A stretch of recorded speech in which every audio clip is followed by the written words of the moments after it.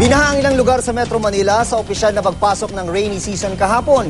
Pahirapan tuloy ang pagsakay ng ilang commuter sa Metro Manila. Narito ang report ni Rida Reyes. Malakas na ulang may kasamang pagkulog at bugso ng hangin ang naranasan sa iba't ibang bahagi ng Metro Manila. Sa Espanya sa Maynila, mabilis na umakyat hanggang tuhod ang baha. Ang mga batang itutuloy, sinamantala ang pagkakataon para maligo sa ulan. Sa Quezon City, may ilang kalsada ang dinadaanan ng mga sasakyan dahil sa abot bewang na baha. Ang mga sasakyang ito, tumirik na.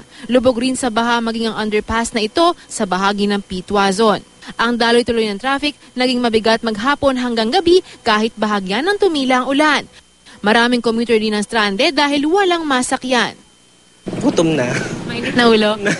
Oo, medyo irritable na kasi galing pa ng work. Medyo pagod tapos yun, walang pagkain. Perwisyo talaga dapat. Kanina pa ako nakauwi sa bahay kung walang baha po nangyari kanina.